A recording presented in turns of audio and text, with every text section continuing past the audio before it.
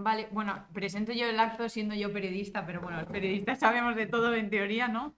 Y vale, pues nada, como ya sabéis todas, este es un acto donde van a intervenir Isabel Herbal, que es abogada, conocida por casos como el de Willy Toledo o el de Valtonyc. Y aquí a mi lado tengo también a Juan Moreno, que es abogado de Izquierda Unida y del Partido Comunista, muy conocido y que también está en el tema del caso Bárcenas, ¿no? Vale, y bueno, como todos habréis visto seguramente en las noticias y en todos los medios, ¿no? Que el tribunal, o sea, el Consejo General del Poder Judicial, pues lleva bloqueado como más de 4 años, ¿no? Y lleva bloqueado por el Partido Popular, porque en teoría se debería haber cambiado con los votos en la Cámara Baja, en el Congreso, pero el Partido Popular ha dicho que no lo quiere cambiar, probablemente porque ahora en el gobierno está Unidas Podemos, que es al fin y al cabo una fuerza de izquierdas, y claro, eso afecta al régimen que tenemos ahora de muchos jueces postfranquistas que hay ahí, que son bastante tradicionales y que por supuesto van a defenderlos, digamos, a las oligarquías y a los intereses, al fin y al cabo, del régimen del 78 en el que nos encontramos actualmente, ¿no? Y bueno, yo sí que quería decir que es bastante importante conocer estos temas del Poder Judicial porque es algo que nos afecta directamente, eh, porque al final es un brazo más del Estado que sirve para perpetuar en las instituciones a gente que, bueno, que tiene unos intereses que obviamente van en contra de las clases trabajadoras, ¿no? Y bueno, de hecho, ya tenemos bastantes jueces conocidos en España, ¿no? Por casos como, por ejemplo, los 6 de Zaragoza o el tema de Alberto Cubero, ¿no? Donde gente, por ser de izquierdas y por tener una ideología contraria a la hegemonía, pues está siendo enviada a la cárcel de una manera, bueno, totalmente que va en contra de la libertad y de los derechos que tenemos, ¿no? Y bueno, tampoco me voy a extender tanto y voy a dar paso a Juan Moreno para que presente. Vale. Nada, gracias. El micro. Uy, Gracias, obviamente, por la. Qué pequeñito. Por la, por la invitación. Un placer y un gusto estar aquí de nuevo en Getafe. Un tema, pues, fundamental, efectivamente, ¿no? Como decíamos en la presentación, ¿no? Obviamente, eh, la estructura social y política de este país depende de diferentes cuestiones y una de ellas es, obviamente, el Poder Judicial, ¿no? Cuando nos cursasteis la invitación, Isabel, y a mí también creo que un poquito el tema del Tribunal Constitucional quizá pudiera ser interesante abordar, que también quizá lo vamos a tocar, aunque la especificidad que exactamente no es Poder Judicial, pero obviamente todas las resoluciones judiciales pueden ser abordadas por el Tribunal Constitucional, ¿no? Yo creo que sobre ello también hablará un poquito más Isabel, ¿no? Así que yo la verdad que me voy a centrar sobre todo en la cuestión del Poder Judicial y el Consejo General del Poder Judicial, ¿no? Además de ser abogado de Izquierda Unida del partido y de aquellas personas que quieran que las defienda, también trabajo en el Congreso y digo, eso tiene su importancia porque como vamos a hablar ahora un poco de la cuestión de la renovación y efectivamente, en cierta forma, trabajo como jurista de Izquierda Unida, de Unidas Podemos, pues obviamente hemos hecho un trabajo para tratar, vamos a decir, de animar e incentivar el desbloqueo, ¿no? Eh, y unas líneas básicas, ¿no? ¿Qué es el Poder Judicial? ¿No? Artículo 117 de la Constitución Española. Al fin y al cabo, es la institución encargada de enjuiciar los sucesos, las divergencias que hay en España, aparte, obviamente, también la cuestión penal y ejecutar esas sentencias, ¿no? Porque además la propia Constitución dice que todos tenemos la obligación de, efectivamente, responder a las sentencias y si nos mandan a ejecutarlas, ejecutarlas, ¿no? Mm, y a la vez la propia Constitución ya da un pequeño parámetro, vamos a decir, 122, sobre cómo se tiene que regular ese órgano que crea la Constitución, que es el Consejo General del Poder Judicial. ¿Y qué funciones tiene el Consejo General del Consejo General del Poder Judicial y cómo se debe elegir, ¿no? Eh, Consejo General del Poder Judicial es un órgano que al fin y al cabo puede ser parecido a lo que hay en otros, vamos a decir, países en nuestro entorno de la Unión Europea, ¿no? Con sus diferencias en la forma de elección y tal, pero es más o menos relativamente común que en otros sistemas exista también un consejo. Pero es cierto que con quizá mayor independencia del poder político, aunque hay algún sistema, quizá yo diría como el francés, en el que hay una evidente intervención, ¿no? y... pero también a la vez yo creo que sobre todo con un pasado diferente, ¿no? La judicatura de muchos países europeos, pongamos todo Francia e Italia, ¿no? Y Portugal, pues han tenido, obviamente, tuvieron sus procesos de, después de la Segunda Guerra Mundial, y en el caso de Portugal, por algunos de los claveles, pues de limpieza, vamos a decir, o parcialmente como en Alemania, no todo, obviamente, ¿no? Pero sí que un estímulo de limpieza y tal, que eso en España no ocurrió, ¿no? Creo que es importante, debemos hablar un poco primero, por qué tenemos este poder judicial que genera tanta polémica, ¿no? Que en otros países no. Yo creo que un factor sería ese. Y luego que yo creo que en España también se incentiva esa diferencia, vamos a decir, de clase social, al fin y al cabo, en el acceso a la carrera judicial, ¿no? Ha pasado ya 40 y pico años de la muerte del dictador y tal. No podemos estar siempre achacando a eso, vamos a decir, pero obviamente la rémora la continuamos padeciendo, pero también el sistema de acceso a la carrera judicial es profundamente elitista, ¿no? Y como sabéis, es un sistema de oposición pura y dura, muy dura además, ¿no? En el que obviamente una persona, por una parte, que ha empezado, que ha acabado la carrera con un expediente brillante, aunque siendo hijo de familia trabajadora, no le cuenta para nada todo ese expediente. Y ahora tiene que empezar un nuevo proceso de 5, 6, 7 años opositando, pagándose un preparador y obviamente sin aportar nada en casa. Con lo cual, todos sabéis que eso a una clase pudiente y dirigente les es bastante sencillo, ¿no? Otra cosa es la salud mental de la persona que oposite, que es otra cuestión, ¿no? Pero luego les es asequible y a una familia que es trabajadora, pues no, porque al final hay que aportar en casa, ¿no? Entonces es como para ver el primer parámetro que tenemos, ¿no? La Constitución dice, en todo caso, sí que ya regula, el artículo 22 regula que, por una parte, son 20 miembros más el presidente, que se elige entre los 20 miembros electos. De esos 20 miembros, son 12 que deben ser elegidos vamos a decir, entre miembros de la carrera judicial, y dice la ley, dice la Constitución, según la norma que se establezca, es decir, los constituyentes en el 77-78 no se pusieron de acuerdo en exactamente cómo debía ser la norma de elección de esos 12 miembros de la carrera judicial, es decir, que tiene que haber en el Consejo 12 jueces. Eso es así. Otra cosa es cómo son elegidos. Y no se puso de acuerdo constituyente y la UCD hizo un sistema, vamos a decir, en el que ellos se lo comían, o sea, ellos lo guisaban y ellos se lo comían, más o menos, ¿no? Porque luego los otros 8 miembros sí que dice la Constitución claramente 4 Congreso, 4 Senado, ¿no?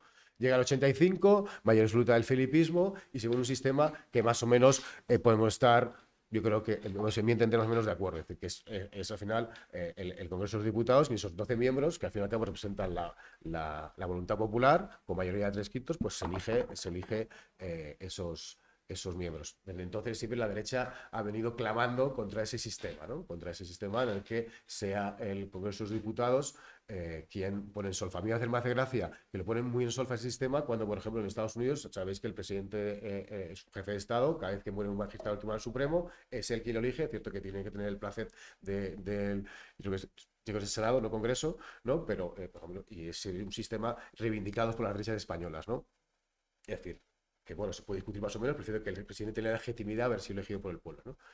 Ponemos aquí en España, se establece que para 5 años el Congreso de Diputados, el Senado para una parte también, participa en la selección. Siempre lo han puesto, vamos a decir, en tela de juicio. Es cierto que en el 2012-13, con la llegada del ministro Gallardón, se pone en marcha, intenta de nuevo la derecha sacar adelante una reforma, pero finalmente, para imponer una mayoría suya en el Consejo, pacta con el PSOE una reforma muy limitadita, que al final no toca el sistema de elección, aunque sí que toca, por ejemplo, que hay una parte del Consejo que, vamos a decir, no tiene dedicación exclusiva, ¿no? Es decir, hay solo una comisión permanente que se dedica exclusivamente a ello y a otra parte que no. Y luego, vamos a decir, una mayor participación de las asociaciones judiciales a la hora de proponer. ¿Qué sistema que tenemos ahora? Ahora es el bloque que tenemos. Si tenemos esos 12 jueces de la carrera judicial, lo que hacen las asociaciones de jueces, también se pueden presentar como independientes, proponer los magistrados, los que han tenido una serie de apoyos, entran en una lista y de esa lista luego los diputados eligen a los que quieren. Y obviamente siempre hay 6 conservadores y 6 progresistas, por ejemplo, ¿no? O 7 y 5 siempre va a haber, porque el listado que son más de 20 y pico, ¿no? Con lo cual, es cierto, son los jueces quienes proponen, pero no son quienes disponen, ¿no? Y ese es el problema que tenemos ahora mismo, ¿no? Es decir, ¿qué es lo que quiere el Partido Popular? Y las derechas desde siempre quieren que sean los jueces, que como hemos visto antes, volviendo al principio, con ese pasado franquista y ahora, como vemos, un neofascismo en buena parte de la carrera judicial. Nosotros lo vemos en el Congreso todos los días. Vox tiene varios jueces. el luego tiene uno es muy y tiene el apoyo de la judicatura, una parte de la judicatura y el estamento militar, también tiene militares en el Congreso, ¿no? Un general, desde luego, ¿no? Es decir, tenemos ese pasado y luego esta cuestión de clase en el que es muy difícil el acceso. Es cierto que en un momento dado se puso en marcha, se trabajó bastante el cuarto turno que se llamaba, que es un turno, vamos a decir, para abogados, ¿no? Que podemos ser más de familias trabajadoras y tal, ¿no? Y que con ya una experiencia ya puedes entrar en la carrera judicial, ¿no? Que es un sistema que se ha ido desechando, que es cierto que en algún momento había quizá cierta arbitrariedad a veces, pero bueno, el caso es que el sistema que tenemos es muy cerrado y la derecha quieren que sea ese sistema cerrado, exclusivo, elitista para ellos, ¿no? ¿Qué es lo que, pensando ya a comienzos del año 2020 y con toda la pandemia, qué es lo que podíamos hacer? Yo he participado un poco, digamos, en ver, pues, como igual se hizo con el Tribunal Constitucional, que fue una reforma, creo que es del año Zapatero del año 2009, para un poco impulsar a que renovase el Tribunal Constitucional. Es decir, cuando se vence el mandato, si el Tribunal Constitucional, los magistrados son 9 años, han pasado 11, el siguiente que viene a sustituir a ese, que ha estado 11, solo va a estar 7. Es decir, que, chicos, aquí hay ya una disfunción que vamos un poco a arreglar y eso de tenerlos así sin edie luego tiene un coste, ¿no? ¿Qué es lo que pensamos? Lo que pensamos es, vamos a apretar al ESMES y al Consejo General del Poder Judicial. Pero apretarles también porque carecían o carecen de una legitimidad. En concreto, creo que fue el 4 de diciembre del año 2018 cuando se agotó su mandato de 5 años. Y que empezó en diciembre de 2013, el 4 de diciembre de 2018 finalizó su mandato, ¿no? Con lo cual vamos ya camino de 3 años y medio, ¿no? ¿Y qué es lo que se puede hacer? Claro, una institución que carece de ya su mandato ha finalizado. Imaginaros que las Cortes finalizan las Cortes y nadie convoca elecciones. Entonces hay 3 años más y tal, porque aparte, obviamente, tiene una cuestión fundamental el Consejo del Poder Judicial, ¿no? Que yo creo que antes lo he dejado, ¿no? Que evidentemente inspeccionar a otros magistrados por sus problemas, porque es un órgano obviamente endogámico y inspeccionar a tus compañeros no es fácil, igual que la policía, por ejemplo, inspeccionar a la propia policía, hacer asuntos internos y otras cosas, pues funciona cuando son cosas muy graves, yo creo, ¿no? Lo que va a funcionar bien, obviamente repartir los recursos dentro del Consejo, garantizar su independencia, que eso, como veis, siempre que hay una declaración de alguien de izquierdas, un poco diciendo el Poder Judicial, no sé qué, sale el Consejo a decir algo, cuando es al revés, este Consejo bueno, no dice nada, vamos a decir, ¿no? Y obviamente la política de nombramientos. Es cierto que la política de nombramientos respecto a los tribunales ordinarios, vamos a decir, no incluyendo al Tribunal Supremo, desde luego, más o menos al final, por el sistema de puntos, puede ir funcionando aun cuando esté, vamos a decir, el Consejo esté suspenso. Es decir, pues sistema de puntos la calificación que tienen los jueces por méritos, por los años de experiencia y todo eso y tal, y se van cubriendo plazas, ¿no? Pero, desde luego, en el Tribunal Supremo, no. El Tribunal Supremo, las plazas se cubren por acuerdo del Consejo de Poder Judicial. Hay, evidentemente, unos currículos, una baremación y tal, pero si cubren esos mínimos, luego el nombramiento es discrecional. Puedes nombrar a veces a una jueza como Lamela, que estaba en la Audiencia Nacional, que no tenía ni de lejos la calificación que tenían otros magistrados, que fueron preteridos y fueron dejados de lado, ¿no? Bueno, pues le vamos a bloquear, no podéis nombrar, es decir, estáis en funciones, no podéis nombrar el magistrado del Tribunal Supremo. ¿Cuál es la importancia de esa sala del Tribunal Supremo? Bueno, son 4 salas, como sabéis, 5, perdón, realmente, ¿no? Civil, que es la que sentencia hipotecas, pues, que el pollo que se montó, recordáis, hace unos 2 años y tal, porque de repente hubo una gran tensión en la sala, pero se impuso el criterio conservador, es decir, una sala importante para cuestiones como interpretar la normativa europea de hipotecas. Sala segunda, penal, pues ya sabéis todos los casos al final relevantes acaban en el Tribunal Supremo y puede dar, modificar, alentar, bueno, el tema de Cataluña, que aquí también está Isabel, yo también llevo defendiendo un poco a Nuet, una parte, ¿no? Pero no tuve que sufrir el juicio como realmente vosotros no, porque no, afortunadamente no os han juzgado a Puigdemont y tal, ¿no? Pero, pues bueno, tremendo, ¿no? La forma que tenía esa sala segunda con Marchena en la cabeza de avanzar en instrucción de forma absolutamente, pues, arbitraria e ir respetando los derechos fundamentales, ¿no? Sala tercera, el contexto administrativo, todas las cuestiones al final que tienen que ver con el Estado, ¿no? Y demandas del Estado, confrontación con el Estado. Se la cuarta, lo social, cómo interpretar la acción a cabo en el Estatuto de los Trabajadores. Se la quinta, lo militar, que es más pequeñita y tiene menos efecto, pero obviamente, como vemos, la cuestión militar tiene su importancia. Pues no pueden nombrar. Desde entonces, desde esta ley que empezamos a tramitar a finales del año 2020, se aprobó, yo creo la fecha, y siempre me la he apuntado por aquí, se aprobó en el 29 de marzo de 2021, desde entonces es el bloqueo del bloqueo. Que la derecha no quiere, renovar el Consejo y tener un Consejo acorde con con la realidad sociopolítica que han dado, vamos a decir, 2 elecciones generales, porque fueron las de 2019 hubo 2. ¿No queréis? Pues vosotros no podéis seguir nombrando magistrado del Tribunal Supremo, ¿no? Y eso es cierto que genera un problema, ¿no? Y va a generar un problema de trabajo, pero bueno, señores, esto no... Porque a ellos les interesa, porque además el Partido Popular realmente lo que quiere es llegar a las nuevas elecciones y si consiguen tener una nueva mayoría, con esa nueva mayoría que tengan, es decir, ahora evidentemente llegamos a un acuerdo. Porque eso lo hicieron con Zapatero. O sea, de hecho, una de las frustraciones de Aznar cuando gana Zapatero es que en ese momento Zapatero podía renovar el Consejo que les tocaba a ellos, diríamos, pero como el resultado no es el que ellos esperaban, y al final Zapatero pues pactó y tal con el PP, puso a Carlos Díbar, no sé si os suena, un tío que tuvo que dimitir por los viajes a Marbella y tal, ¿no? En fin, el PP juega a eso ya en diferentes ocasiones, ¿no? Una absoluta falta de lealtad, ¿no? ¿Cuál es la situación actual que tenemos? Bueno, se ha podido desbloquear parcialmente el Tribunal Constitucional. Bueno, realmente lo que tocaba desbloquear. Lo que pasa es que tenemos un problema ahora. Se han renovado 4 magistrados, 2 del bloque conservador, 2 del bloque, vamos a decir, progresista, aunque una del bloque progresista no era el bloque progresista porque votaba a veces con la derecha. Con lo cual hemos recuperado el 7-5, porque el Tribunal Constitucional, al final, en la orientación progresista conservadora que tenga, depende de una cuestión muy sencilla, y es, la Constitución dice, de sus 12 miembros, 4 lo elige el Senado, 4 lo elige el Congreso. Siempre son 2 y 2. 2 la derecha, 2 el PSOE. Vamos a decir, bueno, en un momento dado se ha pactado alguno, digamos, con Unidas Podemos, con Izquierda Unida y tal, ¿no? Bueno, yo creo que en el Constitucional nunca con Izquierda Unida se iba a pactar ni un solo magistrado, ¿no? 4 y 4. Y luego, de los otros 4, 2 por el Consejo General Judicial, que normalmente es uno progresista, uno conservador, y 2 que nombra discrecionalmente el gobierno. Cada 9 años. Es decir, cada 9 años, quien esté en el gobierno, que también le ocurre con Zapatero, quien esté en el gobierno, puedes hacer girar el Tribunal Constitucional. Entonces, ahora le toca al gobierno en junio de 2022, es decir, en junio de 2013, Rajoy nombró a Enrique López, que luego tuvo que dimitir por alcoholemia, como recordáis, ¿no? Y el actual presidente, que lo nombraron, ¿no?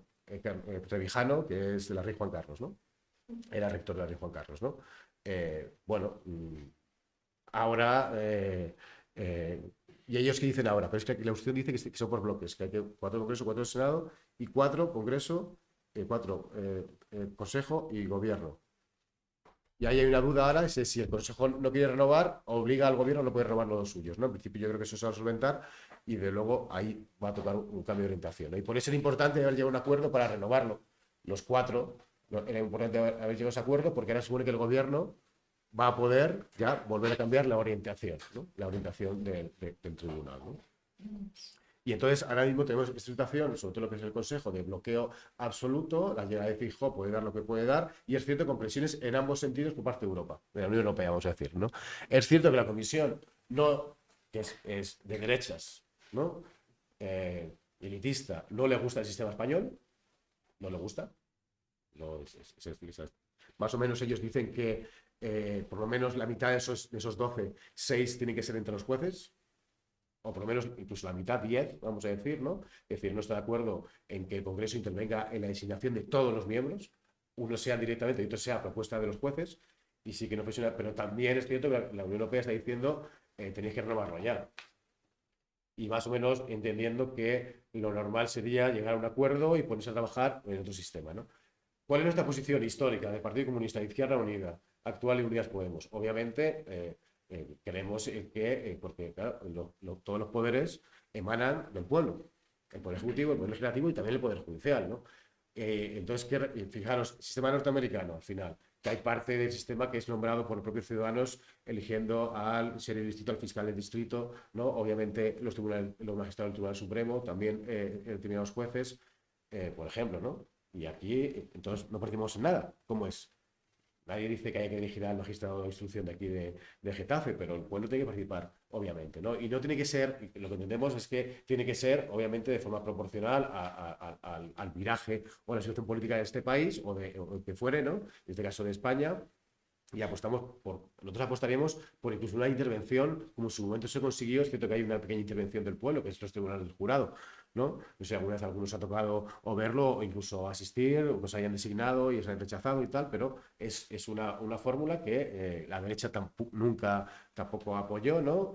De nuevo, miran mucho Estados Unidos, pero luego en esta cuestión no, y ahí hay una intervención, ¿no? Pero obviamente merecemos intervenir más, porque al fin y al cabo el Tribunal Supremo, sobre todo, da interpretación a esos 4 órdenes: civil, penal, administrativo y social, ¿no? Y laboral, y esa interpretación tiene que tener una correlación con lo que piensa el país. Tiene que tener una correlación con lo que piensa el país. Siempre, yo creo que dentro de un ámbito de independencia, pero tiene que tener una correlación, ¿no? Y nuestra posición es clara. Entonces nosotros, obviamente, vamos a intentar seguir forzando el bloqueo, y que lo que no puede ser es que el PP intente decirnos que solo para desbloquearlo hay que cambiar la norma. Para bien será al revés, porque está vencido el mandato, renovamos el Consejo y podemos discutir sobre la norma, si hay mayoría, si no hay mayoría, si se puede hacer retoques, si se puede hacer. Es cierto que a veces son cuestiones muy importantes, y ya voy a ir acabando, y que a lo mejor a veces merecen un poco más de consenso, ¿no? Pero, pero yo creo que sí, que obviamente, más aún con esa remora que tenemos, en un momento a lo mejor se puede pactar cuestiones de acceso a la carrera judicial y, por ejemplo, ¿no? Porque ellos no quieren hablar de eso. En un momento podemos empezar a hablar. Bueno, podemos hablar de, a partir del año 2032, una parte sí que lo nombráis vosotros. De esos 12 que hicimos, 6 de vosotros. Pero a la vez abrimos una forma diferente de entrar a la carrera judicial. Becas, que la carrera universitaria cuente, obviamente, que no pasa nada, has estado en la carrera universitaria, te has sacado tu título y no ha contado para nada si eres un alumno brillante, aún siendo de clase trabajadora. No, eso no puede ser, ¿no? Obviamente. Que con una mayor, que se entienda mejor, vamos a decir, las capacidades humanas de la persona y tal, bueno, una serie de cuestiones que harían que fuese más democrática la carrera judicial, ¿no? Y yo creo que, por mi parte, lo dejo y le cedo la palabra a Isabel. No sé si te roba algunas cositas, quizá, y tal, ¿no? Que luego hemos hablado el otro día, pero seguro que complementamos muy bien. Y gracias, y luego, cualquier duda. Hola, buenas tardes. Gracias por invitarme a acudir a, a este soviet tan interesante. Antes que nada quería matizar que yo no he defendido a Willy Toledo, y te voy a decir por qué tu información no es que sea incorrecta, es que se difunden fotos. Yo formé parte en una rueda de prensa que él hizo en la parroquia de San Carlos Borromeo. Me dijo que me sentara a su lado, y al otro lado estaba su abogado, y siempre nos cogen la imagen y ya me pone la etiqueta. Yo, por respeto al abogado, al compañero, indica, ¿no?, que tiene que estar muy molesto de que siempre me pongan a mí como abogada de Willy Toledo. Willy Toledo no, es que siempre pasa, ya me lo esperaba, de hecho, o sea que... Bueno, hay en esta cuestión sobre el Poder Judicial y sobre el sistema que tenemos, me parece estupendo el enfoque que le ha dado Juan. ¿Qué soluciones se pueden dar con el escaso margen que se tiene y el equilibrio de poderes ahora mismo, o de fuerzas, que hay en el Parlamento, dado que los nombramientos parten de ahí? Por ejemplo, un órgano constitucional como es el Tribunal Constitucional, o como es el Consejo General del Poder Judicial. Sin embargo, o sea, estoy totalmente de acuerdo con lo que dice Juan, es cierto, hay que ajustar, hay que hacer algunos ajustes, y siempre me quedo con la duda de qué pasaría, enfrentar el problema o afrontarlo, si hacemos un poco de historia para atrás, antes de que naciéramos todos, los que estamos aquí, o por lo menos yo era muy, muy pequeña. ¿Y qué pasó? ¿Qué pasó? Porque cuando se promulga la Constitución del 78, se incorpora en la Constitución española, pues, un órgano como el Tribunal Constitucional. No todos los países tienen Tribunal Constitucional. El Tribunal Supremo Español tenía muchísima trayectoria, muchísimos años, siglo XX, casi todo, y era un órgano, pues, que era el órgano superior de todos los órdenes judiciales, y era el último. Y lo que decía, ya santificaba, digamos, el procedimiento judicial. Ya dictaminaba dictaba sentencia, era firme y ya no había nada que hacer. Cuando se promulga la Constitución del 78, los padres de la Constitución se enfrentan a una situación en la que hay un órgano judicial que sí, que tiene una doctrina inmensa y una jurisprudencia tremenda, pero hace falta un contrapeso. Hace falta un contrapeso porque ya se adentra en una nueva época. España ya sabemos cómo fue, se metió debajo de la alfombra muchísimas cosas que no debían haberse metido, no se hizo una transición como la gente habría querido, no está al menos, debió haberse juzgado a los responsables y haber reparado a las víctimas del franquismo, no se hizo lo que se debió. Pero sí que es verdad que se encontraron con la necesidad de que hubiera un contrapeso. Es la preocupación siempre de que haya un contrapeso, porque por encima del Supremo no hay nadie. Y el contrapeso era el Constitucional. Y claro, yo me he metido porque yo ya soy mayorcita y sabía que había habido muchísimo conflicto entre el Constitucional y el Supremo. Y me he metido hoy en Google para ver las noticias de esa época y son muy curiosas, porque el Tribunal Constitucional no es un órgano judicial, no pertenece al Poder Judicial, es un órgano constitucional, es un órgano constituido, un poder constituido, directamente constituido de la Constitución. No es superior jerárquicamente al Supremo, es un órgano de garantías. Revisa, digamos, es el máximo intérprete de la Constitución. No hay jerarquías, pero sí es un contrapeso. Y durante muchos años, por lo menos desde el 84 hasta el año 2004, 20 años, estuvieron enfrentadísimos hasta el punto, porque claro, el Supremo dictaba una sentencia, el ciudadana acudía, presentaba una demanda de amparo, un recurso de amparo ante el Constitucional. Se me ha vulnerado el derecho fundamental a la tutela judicial efectiva. Además, la pena es desproporcionada. Llegaba al Constitucional, lo revisaba y la tumbaba la sentencia, declaraba la nulidad. Y eso molestaba al Supremo, que tradicionalmente era el órgano superior. Y además compuesto por magistrados, en fin, que venían, como ya ha explicado Juan, de una tradición y de unas familias tradicionalmente dedicadas a la justicia. Con fiscalía, no es extraño ver familias que varios miembros de la familia, fiscales, jueces, abogados del Estado, es decir, era una cosa así. Y claro, el Tribunal Constitucional imprimía lo que podríamos decir, pues una nota democrática, Pero a partir del 2004 se firma el armisticio. Y eso fue provocado porque los magistrados del Supremo, de la Sala de lo Civil, decidieron sancionar a varios magistrados del Constitucional. O sea, aquí había una guerra terrible. Se rebelaban ante la existencia de un órgano como el Tribunal Constitucional que les corregía y les apuntalaba. A partir del año 2004 se firma ese armisticio, se hace una declaración institucional por parte del Constitucional, se acabó la guerra, señores, y vamos a ir al unísono. Se acabó. Desde entonces no hay contrapesos. No hay contrapesos. Es decir, las altas instancias jurisdiccionales de este país no tienen ni un solo contrapeso. Cualquier barbaridad o arbitrariedad que dicten o que resuelvan no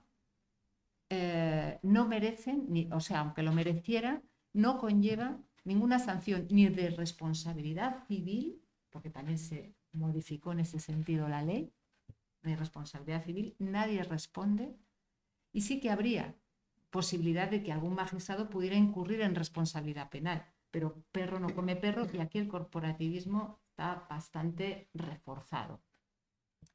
Y quiero decir una cosa, que el Poder Judicial lo conforma cada magistrado que trabaja, que sirve en este país en cada juzgado. Y cuando hablamos de las altas instancias jurisdiccionales, esas son a las que hacía alusión Juan, estamos hablando de la Audiencia Nacional y el Tribunal Supremo. El Tribunal Constitucional no forma parte del Poder Judicial, pero sí tengo que decir que desde el año 2015, en que el gobierno de Mariano Rajoy reforma la ley orgánica del Tribunal Constitucional, le dota de funciones jurisdiccionales, le dota de la facultad de ejecutar lo resuelto, algo absolutamente insólito, es muy técnico, pero sí que quiero deciros que esto se hizo evidentemente para reprimir lo que se veía venir, que era los anhelos independentistas de Cataluña. Ya en 2015 se venía a venir para que el Constitucional pudiera anular las resoluciones del Parlamento o de cualquier formación política que gobernara un ayuntamiento, una provincia, para anular esos actos administrativos y además instar la ejecución mediante la imposición de multas, la suspensión del cargo o incluso denunciar por la posible comisión de un delito. Eso ya lo introdujo Mariano Rajoy. Por lo tanto, el Tribunal Constitucional es un órgano bien extraño para lo que se viene entendiendo que es un Tribunal Constitucional, que es un órgano que está al margen y que es el máximo intérprete de la Constitución. Pero es que nos encontramos con que no tenemos contrapesos. Y ese es el problema, porque en un sistema democrático tiene que haberlos. El Ejecutivo es controlado por el Legislativo es controlado por otros poderes, todos los poderes son controlados, menos el Poder Judicial, las altas instancias jurisdiccionales. Y eso es peligrosísimo, porque conforman un auténtico y verdadero poder fáctico. Ya lo ha explicado Juan. Copando las altas instancias jurisdiccionales de jueces no progresistas que son de derechas, pero no tampoco es criticable el hecho de que sean de derechas, porque cada vez que yo he celebrado un juicio con un juez denominado progresista, las he pasado canutas, porque no se sabe de qué van. Mientras que un juez que sé que es conservador, tengo muy claro, pero al progresista, ojo. No sé, socialdemocracia es que es muy raro. Es muy raro para mí. Por eso yo siempre que tengo a un juez enfrente, yo a lo único que aspiro es a que sea demócrata. Lo que ha dicho Juan, que habría que implementar un sistema de acceso a la carrera judicial un poquito equitativa, equilibrada, y que tuviera en cuenta las clases populares. Yo añadiría que se hiciera un test psicológico, democrático, porque eso no está implementado. Y la verdad es que el déficit democrático es tremendo, pero es que es obvio, si no tienes un control ni un contrapeso, el poder es absoluto. ¿Qué ocurre? Lo quiero introducir, no me quiero extender mucho porque podría seguir hablando, pero es cierto que esta derecha que tenemos no es una derecha al uso, no es una derecha al uso europeo, no lo es una derecha franquista, orígenes franquistas, y es una derecha acomodada ya y sin complejos, sin complejos en manifestar sus anhelos del pasado. Añoran ese pasado en el que dictaban una sentencia y no había que cumplirla, había que acatarla, había que hacer contrición. Añoran ese sistema en el que ellos mandaban y mandan mucho, conforman un poder fáctico absolutamente peligroso porque no es una derecha cualquiera y sin embargo desde el año 2017 que se produce la represión en Cataluña, una vez que se convoca un referéndum de autodeterminación, ya sabéis todos lo que ocurrió, toda la represión, se revocan los nombramientos y se desmantela el gobierno democráticamente constituido. Se presenta una querella por la Fiscalía, se reprime y se criminaliza el derecho a la libertad de expresión, el derecho a la manifestación, el derecho de representación política y Unos se quedan en España y otros se exilian en Bélgica y en Inglaterra. ¿Y qué ocurre? Pues que el contrapeso que necesitaba España se lo está proporcionando Europa.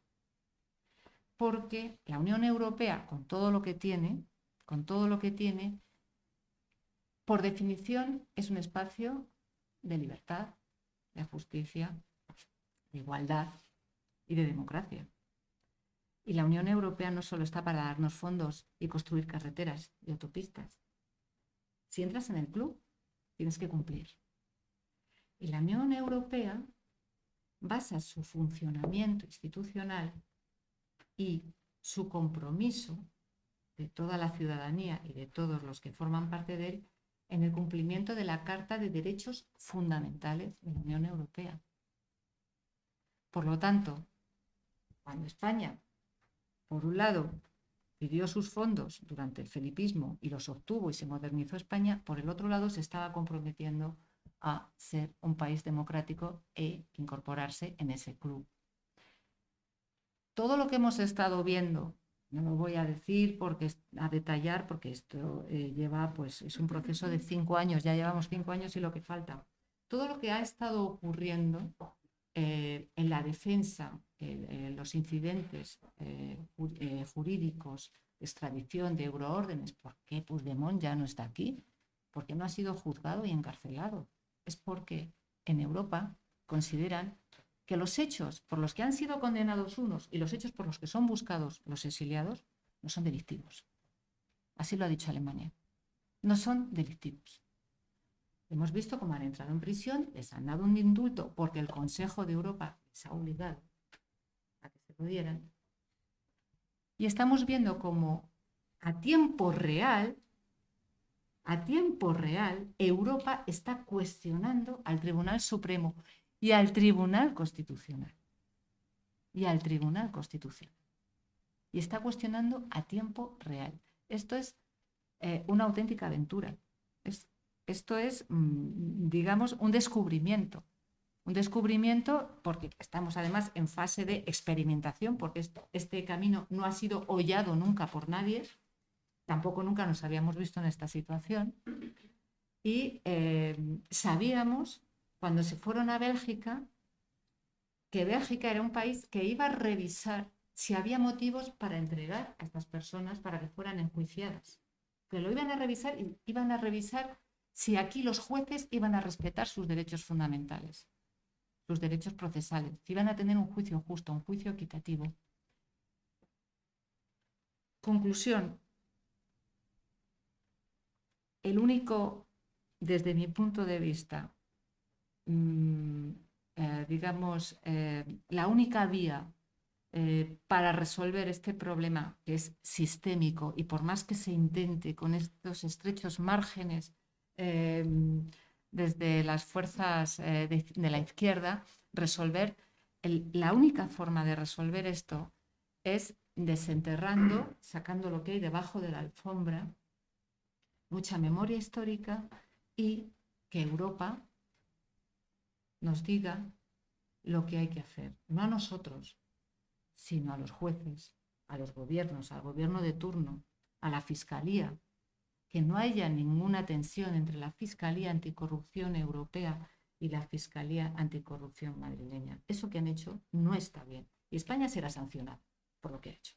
Porque esto lo tenía que investigar, lo que está ocurriendo con el hermano de Isabel Díaz Ayuso y todo lo que ha ocurrido con la contratación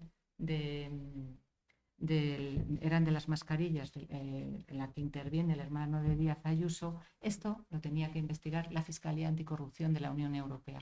Este apaño que han hecho está mal hecho. Al final, España va a ser sancionada. España va a ser sancionada no solamente por esto, sino porque se niega a incumplir las resoluciones del máximo órgano intérprete del derecho de la Unión Europea, que es nuestro también, es nuestro derecho. Es el Tribunal Supremo y el Tribunal Constitucional. Se niegan reiteradamente a cumplir las sentencias. Esperemos que no lleguemos al momento en que tengan que sancionar a España como están sancionando a Polonia, que cada día tiene que pagar 1 millón de euros. sancionado en 1 millón Polonia. Esperemos, porque al final quienes pagan las consecuencias son los ciudadanos y las ciudadanas. Eso es evidente.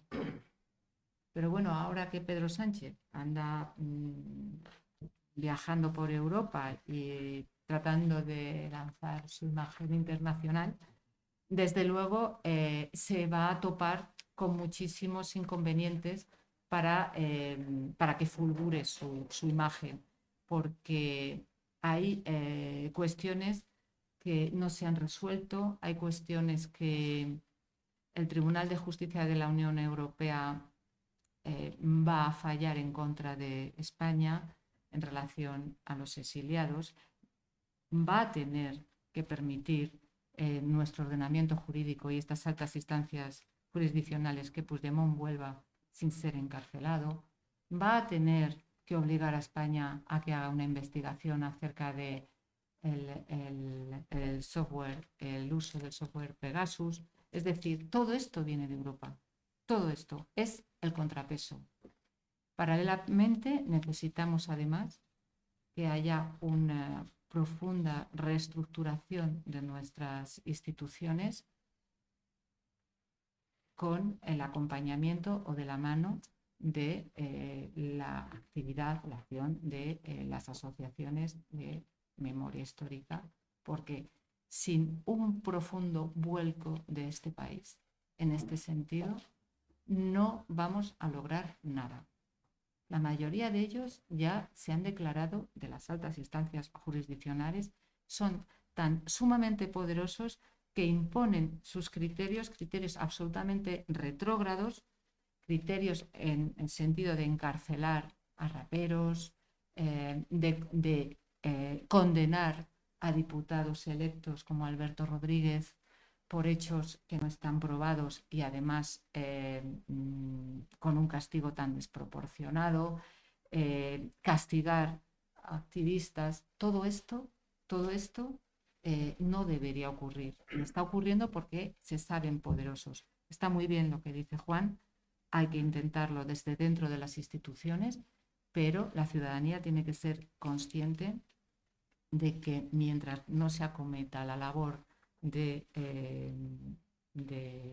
la revisión, digamos, de las estructuras, una revisión democrática desde la memoria histórica y teniendo en cuenta que el derecho de la Unión Europea es nuestro también, es interno y ese hay que cumplirlo. Y ese es el que no se estudia en la Facultad de Derecho. Nada más. Gracias.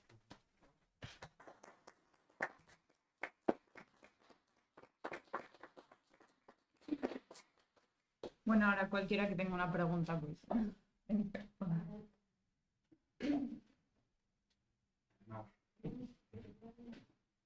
Lo mío era una tontería, pero al hilo de... No, es verdad, porque cuando abogados de otros países vienen aquí y quieren homologar el juicio, tenemos muchas dificultades también. O sea, yo entiendo el sistema jurídico que estudian, está diferente, ¿no?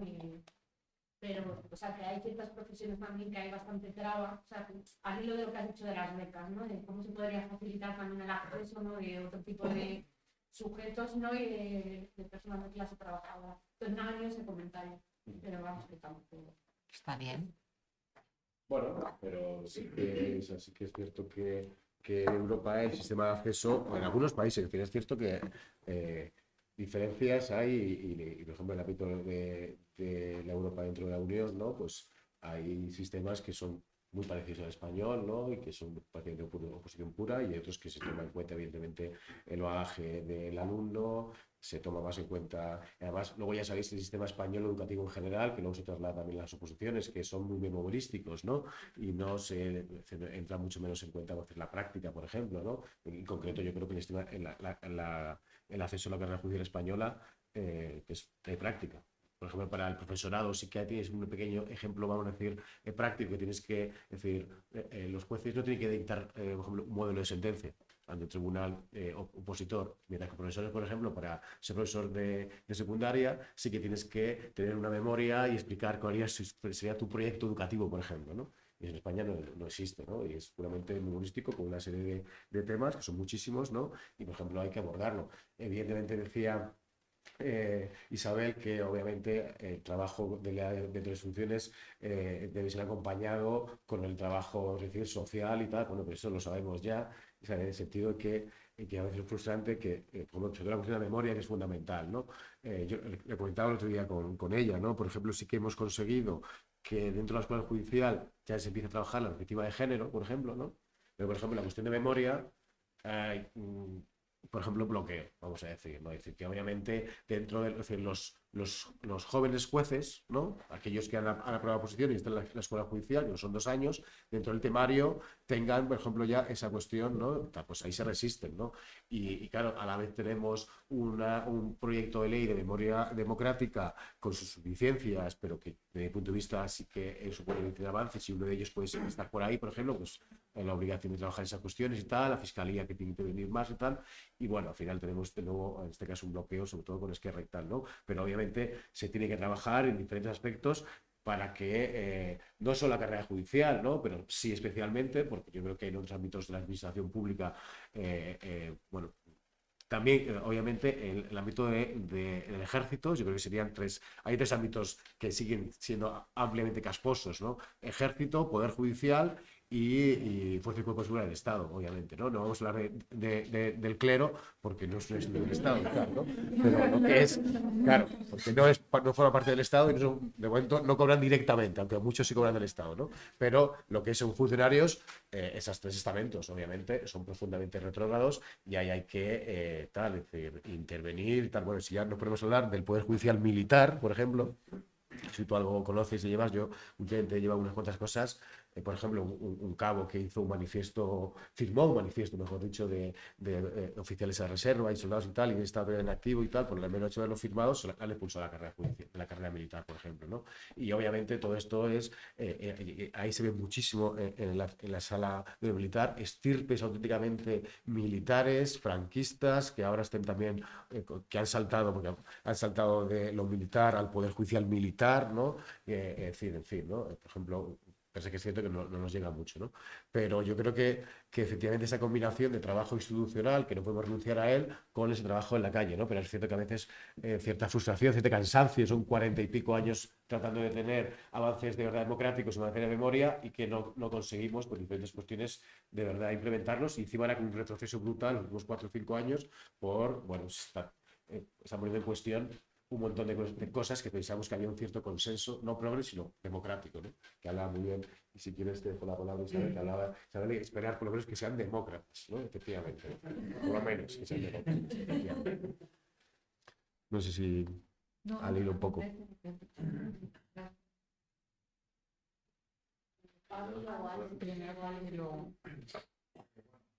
Muchas gracias por venir. Primero, has hablado antes de que no existía nada que hiciera contrapeso al Poder Judicial en España, pero tampoco hay cortes internacionales o europeas que puedan apelar en este tipo de cuestiones, que puedan marcar una sentencia firme y se tenga que acatar.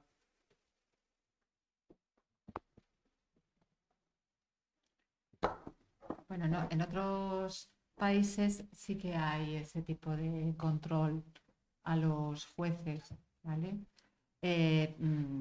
Pero en España no lo hay, efectivamente. La única forma de poder controlar lo que hacen es mediante resoluciones que vienen de fuera. Por ejemplo, la ONU. Ya, ¿por qué me saca la ONU? Bueno, se me está ocurriendo. El grupo de trabajo contra la violencia a la mujer tuvo que obligar al Estado español a indemnizar a una mujer cuyas hijas habían sido asesinadas por su ex marido, por más que ella denunciaba que no había que dar a las niñas en las visitas, que el padre ya las iba a matar y había amenazado con hacerle daño, la violencia vicaria, ya amenazaba.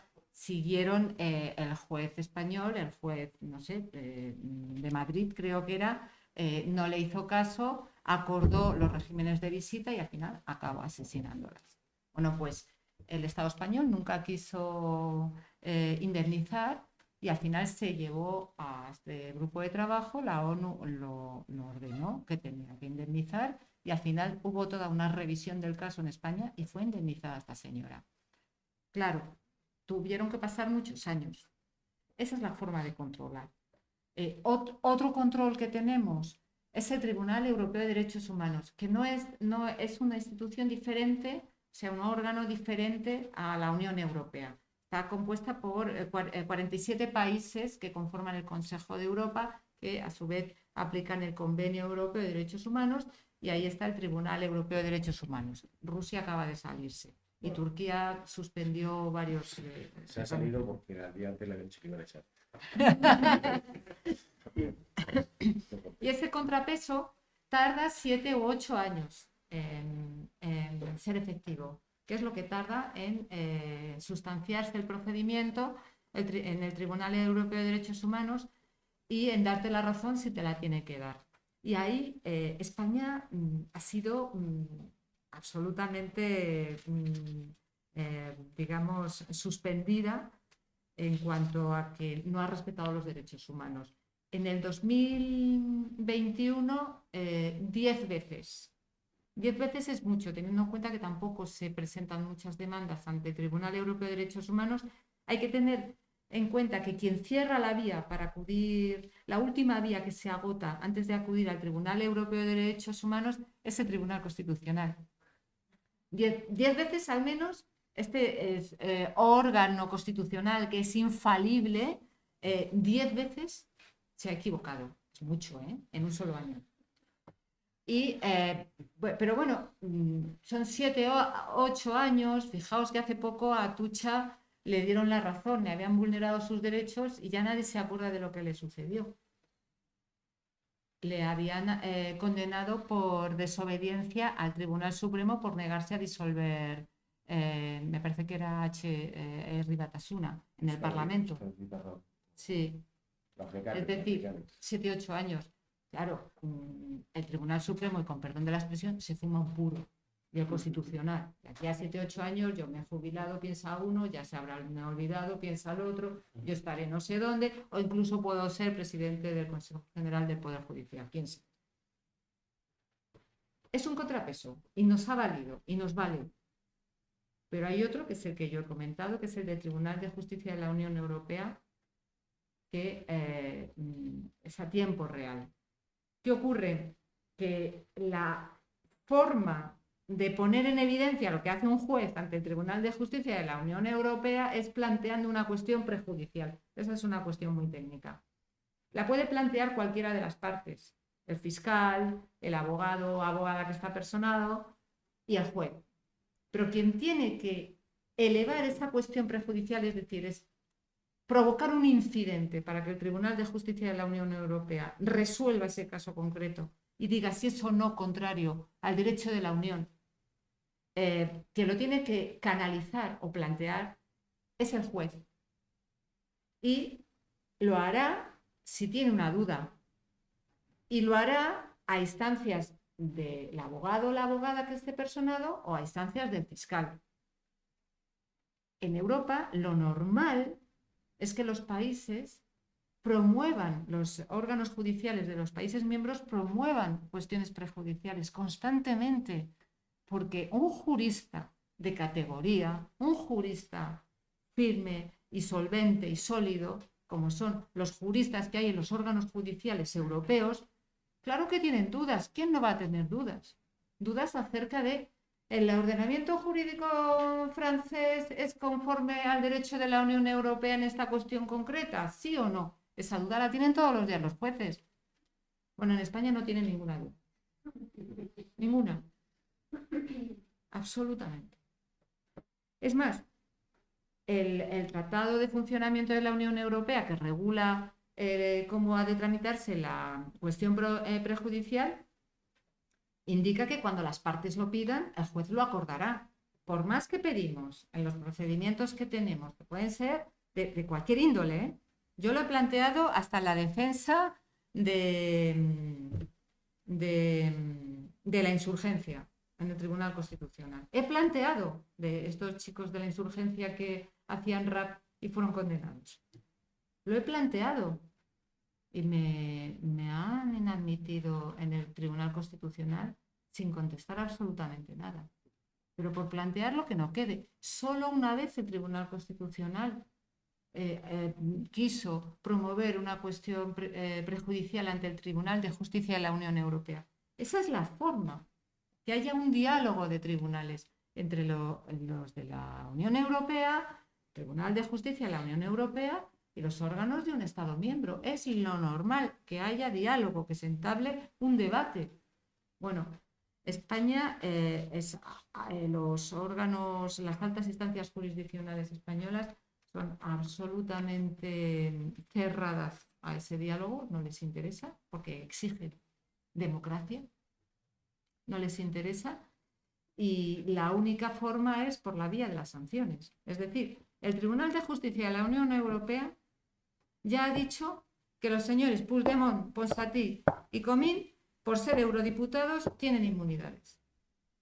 El suplicatorio no les quitó una inmunidad, no se la quitó.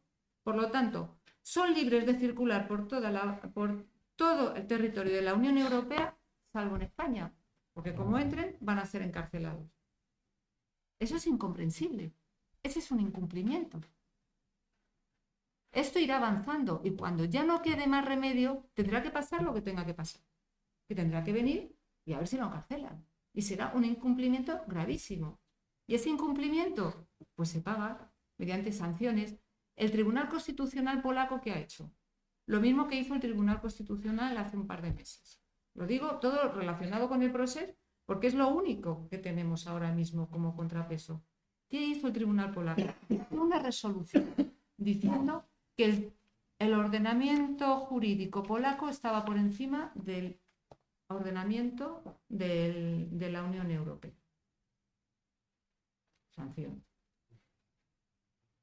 ¿Qué dijo el Tribunal Constitucional hace 2 meses? Lo mismo, de otra forma, más sutil. Lo mismo respecto a este caso. Podemos encontrarnos con un caso así dentro de 30 años. Esta es la única oportunidad, a raíz de los exiliados por el proceso. No vamos a tener ninguna otra, salvo que en otro territorio declaren la independencia, lo repriman, se vuelvan a ir, pero algo así no vamos a tener. Y es el momento adecuado para que las altas instancias jurisdiccionales se lleven un buen pescozón y puedan empezar ya a darse cuenta de que por esta senda no se puede seguir. Yo me avergüenzo profundamente cuando me encuentro con colegas europeos de la profesión, piensan que tengo la misma calidad y base que ellos. Y cuando les cuento lo que sucede en mi país, no se lo pueden creer. Piensan que les estoy contando pues una fake news y les estoy dando una imagen que no es. Es vergonzoso. Yo no me imagino al magistrado del Tribunal Supremo, Pablo Llarena, dando ninguna conferencia en Europa. No me lo imagino, porque para eso tendría que saberse el derecho de la Unión. Entonces, es tremendo. Contrapesos, estos. Por ahora no hay más. Yo espero que se avance, porque esto es demoledor.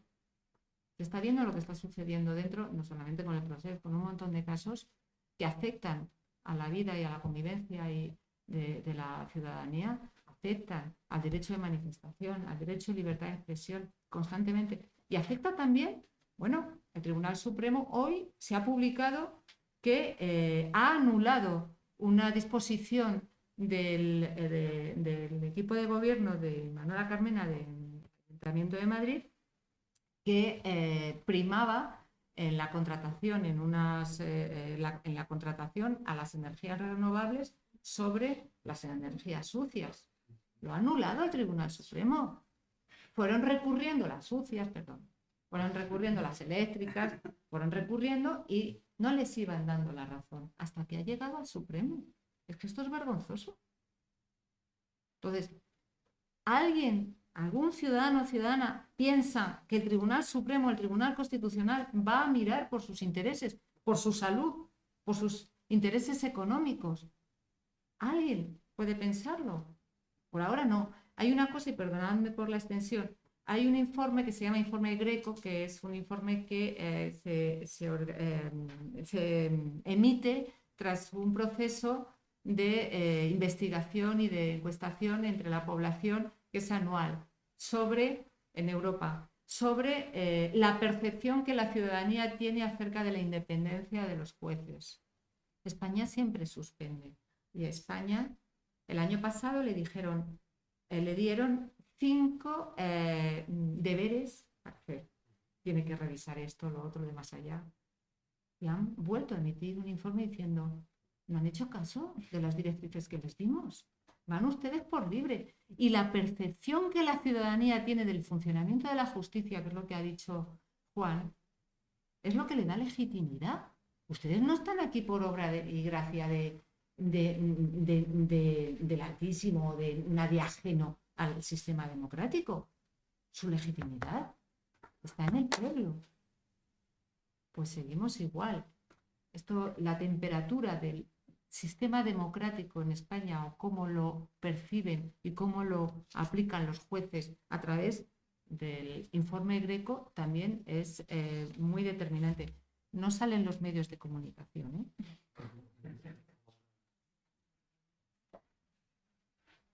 Me gustaría hacer una pequeña intervención, así al hilo de lo que decía Isabel, sobre todo cuando estaba nombrando al TJUE, que luego ha sacado las eléctricas, que al final vamos a acabar con el poder económico, como se habla un poco del franquismo y tal, ¿no? Pero casi no hemos hablado de eso. Entonces, en un ámbito en el que sí que es cierto que claramente el Tribunal de Justicia de la Unión Europea ha intervenido y ha sido, vamos a decir, un poder corrector, es en el ámbito, por ejemplo, de la vivienda y las hipotecas, sobre todo, por decir, cuestión hipotecaria, que detrás están los bancos, ¿no? Y aquí sí que es cierto que los jueces de primera instancia, sí que algunos, unos cuantos, la verdad, sí que han elevado algunas cuestiones perjudiciales al TJUE, es decir, y ha sido el Tribunal de Justicia de la Unión Europea, el ámbito de las hipotecas, quienes vamos a decir, por ejemplo, las cláusulas suelo las ha declarado, vamos a decir, ilegales, tal, no sé qué tal, el Tribunal Supremo no quería decir, otro tipo de cuestiones y tal, ¿no? Y entonces, ¿y qué tiene que ver esto con el poder económico? Evidentemente se puede ver quién está, pero digo, una cosa que también hay que trabajar en este país es cómo es posible que haya muchos magistrados, incluso luego del Tribunal Supremo, audiencias provinciales y tal, que den cursos de formación patrocinados por el Banco Santander, que haya jornadas en las que obviamente participa la banca, que, claro, a mí me hace mucha gracia, hablan de independencia judicial, siempre, sobre todo respecto a las organizaciones políticas de la izquierda, vamos a decir, ¿no? Pero claro, ¿cómo se garantiza? Porque claro, aquí no solo hay que juzgar cuestiones de índole político, pues Cataluña, vamos a decir, cuestiones que tienen que ver con el gobierno, el poder y tal. Luego hay cuestiones que tienen que ver, vamos a decir, con la ciudadanía, sus hipotecas, su energía, su no sé qué, no sé cuántos y tal. No es solo una cuestión solo de si van a condenar a Bárcenas o no, no. También nos jugamos las cosas de comer, ¿no? Que haya corrupción, es decir, que cuestiones civiles, vamos a decir, o administrativas y tal, ¿no? Y claro, estamos viendo un poder judicial que participa en máster y cobran por estar en máster, vamos a decir, patrocinados por la banca, obviamente, que participan en jornadas, viajes, comidas, presentaciones de libros, no sé qué, no sé cuántos y tal, ¿no? Y obviamente es una cuestión que hay que trabajar, porque luego al final llega a esa sala del Supremo civil y obviamente vemos determinadas conexiones con el poder económico y la banca que, claro, pues hacen que ellos siempre mirando para otro lado, el TJUE les da un cachete o otro tal, y luego ya llega como la última interpretación y claramente se impone ahí al final un sector que tiene una relación, al final, no de dependencia, pero sí que, vamos a decir, de compadreo y a la vez de aumentar sus bolsillos. No es que estén mal pagados los magistrados del Supremo, o sea, que no te necesitan. Pero obviamente hay que trabajar también porque hay que evitar esa confluencia y ese engrase que hace la banca a determinados magistrados a base de diferentes formas, máster, conferencias, viajes de trabajo, de no sé qué, no sé cuántos y tal, que hace que ya sabéis que los canapés, el no sé qué, el encuentro, en la habitación del hotel, las copas, la cacería, el no sé qué, no sé cuántos, pumba, hipotecas, pues que se joda la gente, ¿no?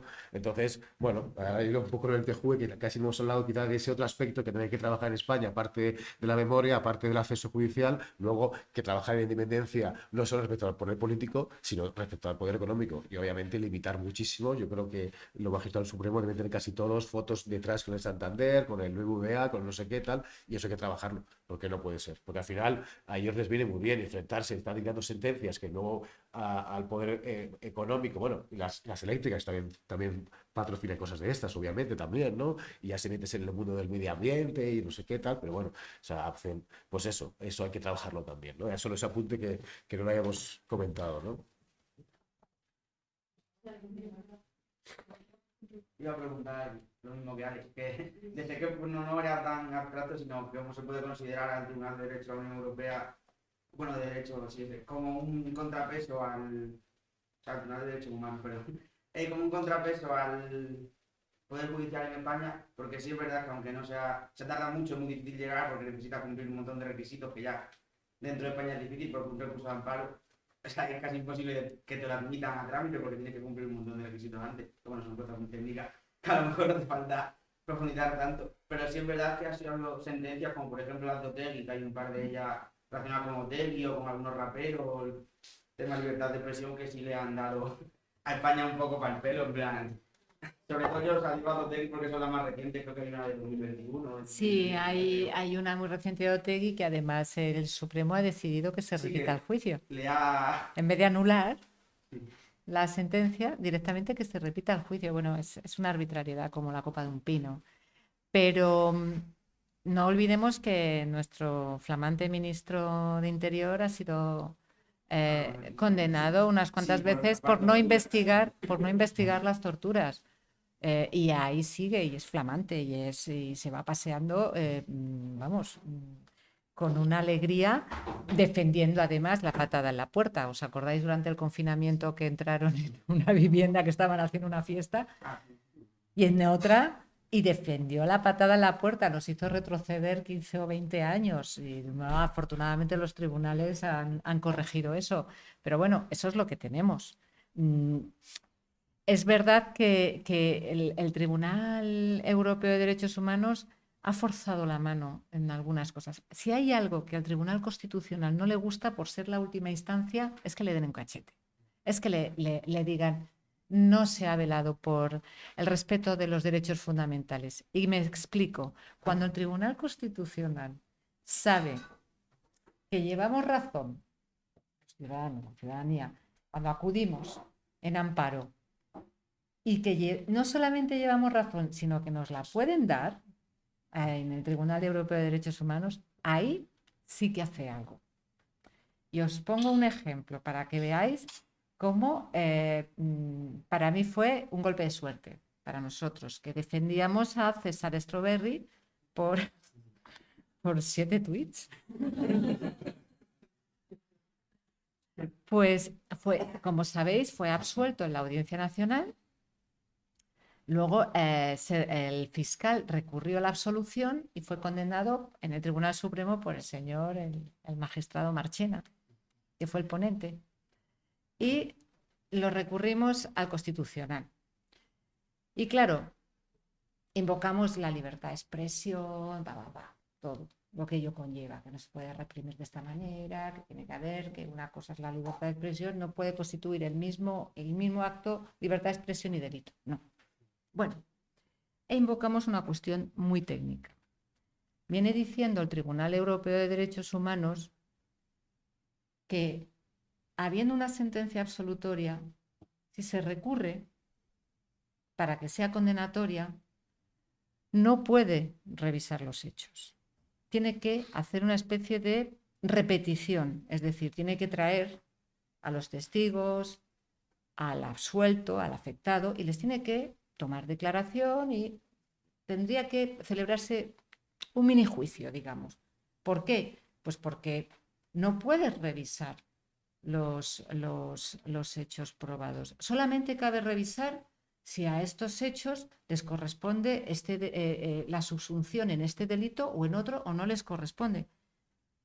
Pero ojo, revisar unos hechos probados, que es una verdad jurídica casi inamovible, en fin, para condenar a un absuelto.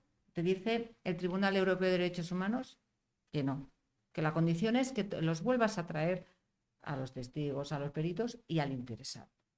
No se hizo. El Tribunal Supremo nos convoca a una vista para resolver el recurso de casación y dicta una sentencia. A esa vista acudo yo. Es muy típico del magistrado Marchena. Dicta una sentencia alabando la labor de la defensa, ¿vale?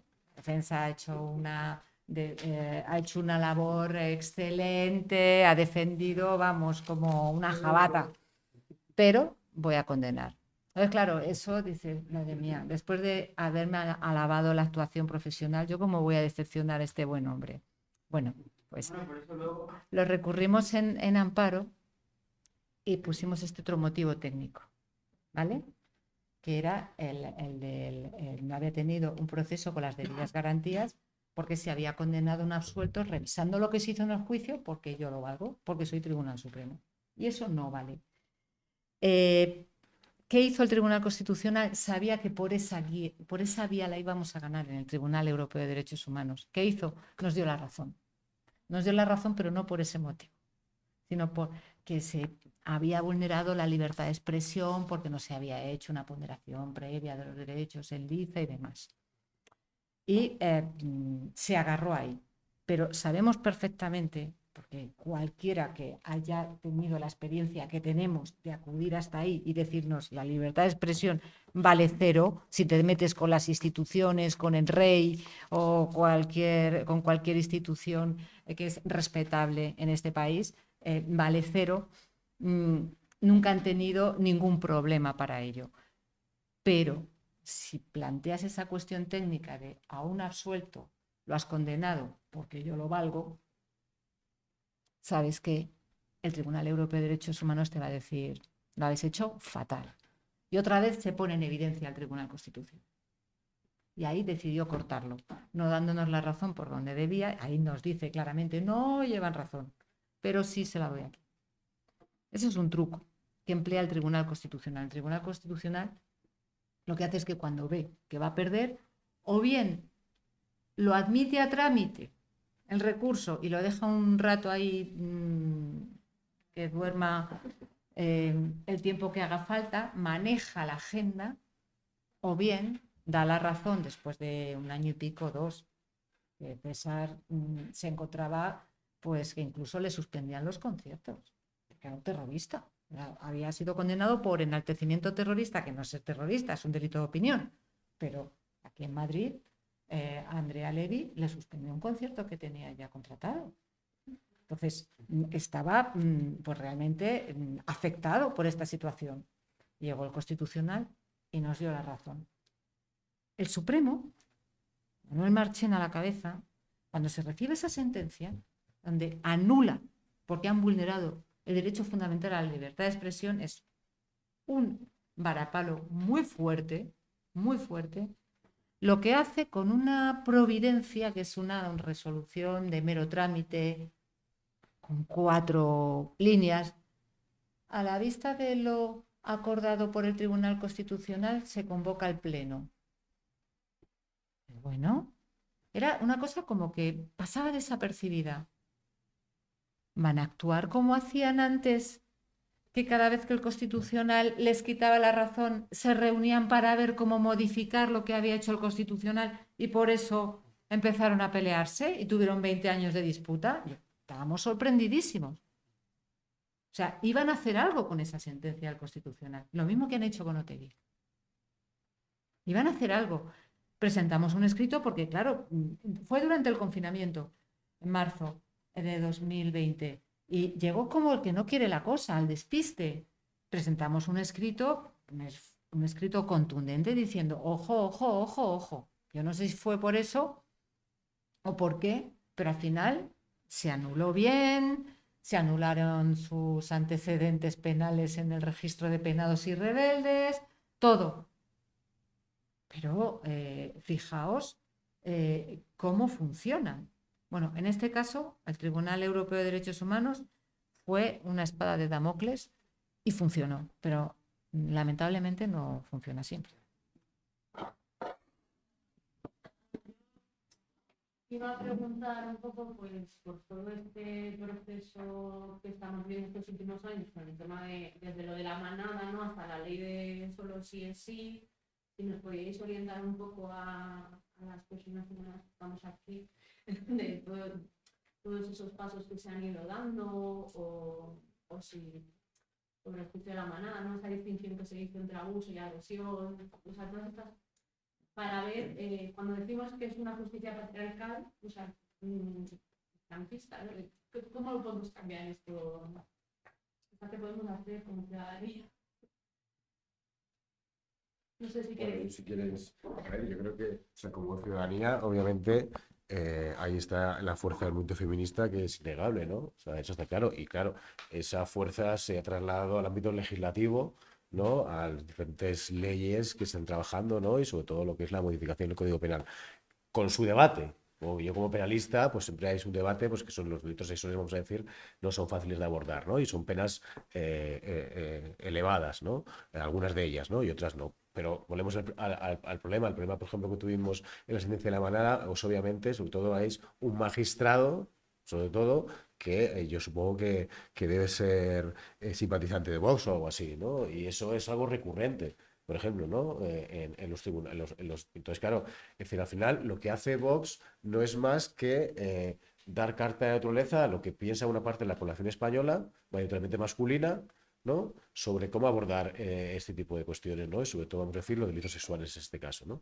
Y claro, y Vox tiene una pata judicial, ¿no? Y luego tiene otra pata judicial, evidentemente, el Partido Popular, que al final hace un engranaje perfecto, mayoritario en el ámbito judicial, con, bueno, siempre sus prevenciones acerca de qué intención tiene la mujer, siempre tratando de minusvalorar, vamos a decir, la acción del agresor y tal. Otra cuestión exactamente es el componente de pena, vamos a decir, ¿no? Yo, como vamos a decir, los juristas, juristas solemos tener una visión menos punitivista de las cosas, ¿no? Es decir, que no solo, es decir, el Código Penal, última ratio, Código Penal, el último elemento, es decir, lo que más nos importa no es tanto sancionar al violador, que por supuesto, o al agresor, sino que no se produzcan las agresiones, ¿no? Es decir, como primer instrumento de trabajo siempre va a estar las políticas feministas que llevan haciendo en este país los últimos años, y especialmente el último año y pico, ¿no? Más luego el trabajo que se ha hecho en comunidades autónomas, ayuntamientos y tal, ¿no? Y luego, obviamente, en el ámbito del Código Penal, bueno, más o menos era necesaria una reforma, ¿no? Es cierto que sigue habiendo, vamos a decir, un debate, porque, es decir, yo tengo claro que mi posición no es tanto aumentar penas, que igual que nunca fui favorable a aumentar las penas de delitos de terrorismo, por ejemplo, ¿no? Porque, claro, también la Constitución habla de la reinserción, es decir, la pena tiene que estar dirigida a rehabilitar a la persona, y yo no creo en un sistema penitenciario la cadena perpetua, prisión permanente revisable, no vamos a hablar de la pena de muerte, obviamente, y tal, ¿no? Igualmente, pues también para este tipo para el delitos sexuales, pues no creo que la elevación de penas, más o menos, y yo creo que además, y lo que trabaja el grupo parlamentario, además es una cuestión que venía a nuestro ministerio, es que efectivamente no de tanto es tocar las penas y subirlas, que en un momento dado quizá hubo cierta tentación de subir las penas, sino de hacer un mejor, por un lado, una definición mejor. Una definición mejor, porque también los vocablos importan, ¿no? Y efectivamente, decir abuso, agresión, todos son agresiones. Claro, todos son agresiones, ¿no? En el sentido semántico de la palabra, ¿no? Y parece. Otra cosa es que diferenciemos la pena y lo que es la pena de un abuso, es decir, que es, vamos a decir, en este caso, unos tocamientos, pues no puede ser obviamente la misma pena que tenga una penetración en un momento dado, ¿no? No puede ser la misma, pues un sistema igual que no mismo una lesión, que un homicidio y tal, ¿no? Pero el lenguaje importa, yo creo que eso sí que es lo que se está trabajando. La cuestión del consentimiento, evidentemente, dejar mejor plasmado esa realidad, ¿no? Y el sistema de penas, al final, prácticamente no lo hemos tocado.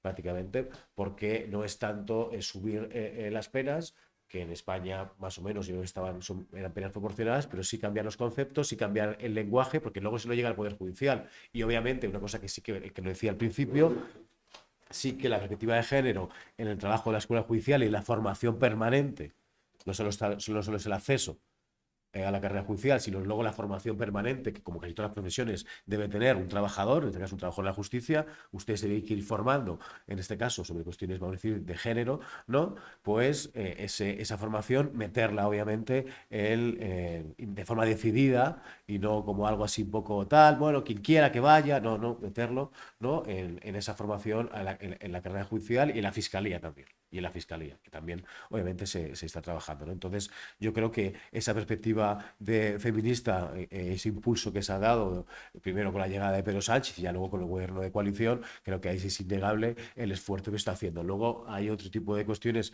que yo creo que sí que pueden tener cierto sentido algunas discusiones que ha habido. Por una parte sobre la definición del tema de consentimiento, convenio de Estambul y tal, pero bueno, y tal, pero son cuestiones muy técnicas y sí que al principio tuvimos un debate, luego en el grupo, sobre el tema de las penas y poco a poco se ha ido abordando no tanto punitivistamente de la pena, sino los conceptos y tal, y luego la ejecución de las penas también, que es luego la otra cuestión capital, la ejecución de las penas. Es decir, cómo se dan luego los permisos de salida, las órdenes de alejamiento, la cuestión de las relaciones de los agresores con los hijos de esa pareja que fue, ¿no? Y tal, la ejecución. Es decir, porque al final el sistema judicial, por el mero hecho de tener una sentencia, vayamos no tanto a las agresiones sexuales, algo más, vamos a decir, no tan penado, vamos a decir, ¿no? Una pena más leve, 1 año y medio, típico, 9 meses, nos pone una agresión, típica pena de 9 meses, por ejemplo, ¿no? Pues obviamente ahí hay que hacer un seguimiento de verdad. Y una ejecución, porque la pena de 9 meses suele ser un alejamiento de 2 años. Ahí los recursos son o han sido muy... Lo estamos viendo de vez en cuando, ¿no? Y ya, fíjate, lo decía antes Isabel, efectivamente, España condenada por el Comité de Derechos Humanos de la ONU, entiendo que fue, ¿no? Efectivamente, no estar haciendo caso a una demanda de protección constante, ¿no?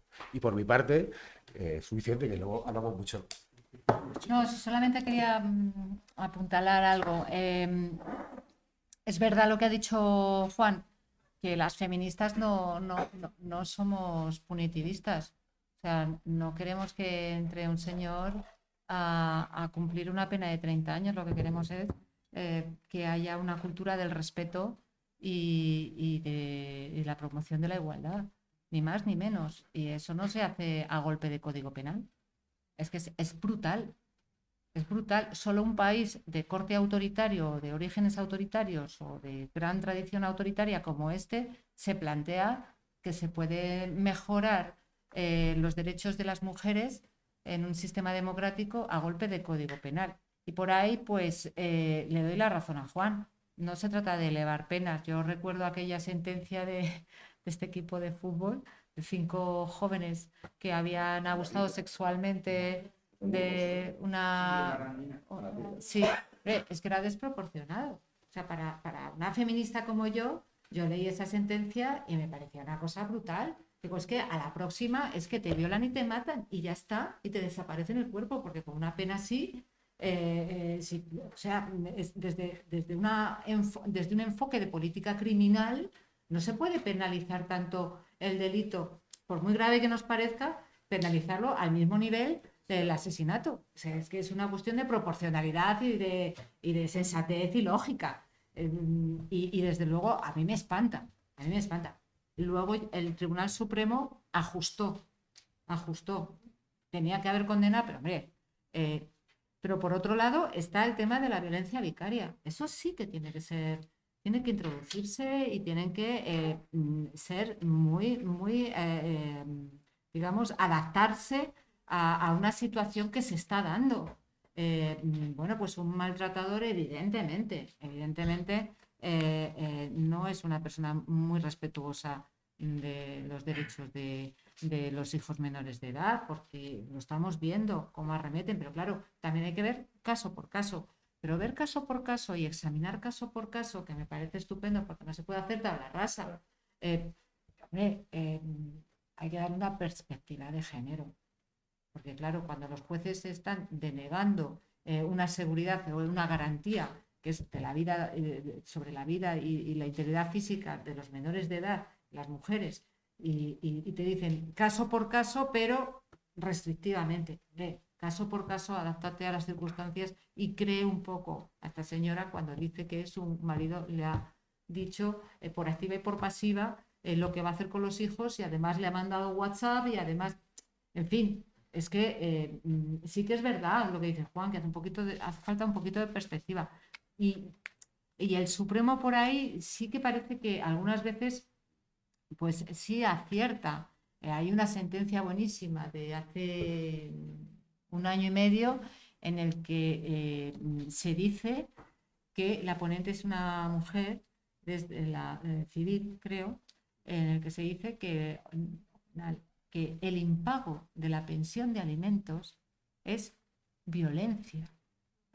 Es violencia contra la mujer. Era penal.